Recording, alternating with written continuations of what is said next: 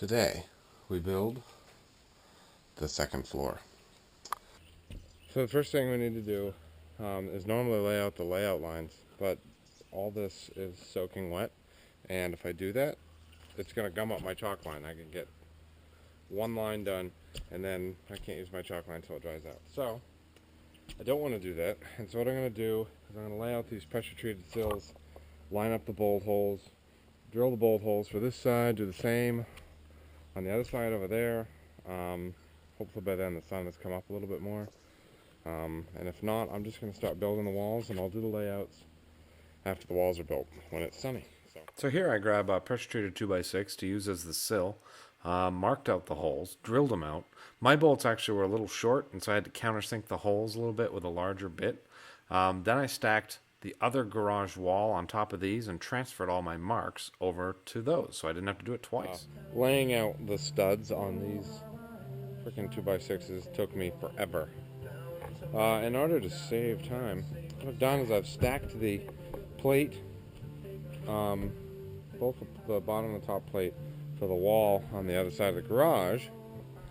Stacked it on top of this one, and I'm going to transfer all my marks over, because the wall is going to be identical on the other side. We'll have a door and two windows in the exact same spot, so there's no reason I can't just transfer it over. So that's what I've done. So cooking right along, I basically set up a little jig to cut all my studs and started building that first wall. It does have a door in it, so I built a header for the door. I actually used styrofoam in the middle of the header, which, is a great idea if you want a super energy efficient house, but it's not exactly super strong. So you can see there I stood the wall up for a second just to see how heavy it was, and then decided that I would go ahead and put the sheathing on it. It certainly is easier to put the sheathing on when it's lying on the deck rather than when it's standing up. And the next wall that I built, I found that out by building the wall first and trying to hold a piece of sheathing up while nailing it in from the outside, standing on the inside. Okay, so we got a wall up, see? I tipped it up once before I put the sheathing on to see how heavy it was. And I decided, I could probably lift it. So I put the sheathing on, picked it up. One thing that I did while I did that, when it was laying on the ground, I took this 2x4 and I laid it out this way. And I put one nail in it, right in the end of the 2x4. So, when I picked up the wall, this 2x4 dragged along the rocks here, and it offered a way, or it kept the wall from falling back on me.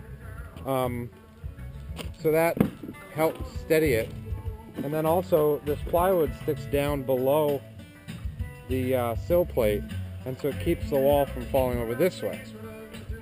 So that meant that it was somewhat supported from either side, long enough for me to get a decent cleat in the floor and tack it in the door. That was a rhyme right there. So now I'm going to build this next wall. However, in order to build the wall and stand it up, the wall needs to contain studs. This particular wall has a window in it that starts here. And so this whole, and it's a long window, this thing's 80 inches long. So more than half of this wall doesn't have any studs in it. But I think I haven't put the jack stud in yet, so I think I will build the jack stud out and do it that way. Yeah, next step is this wall.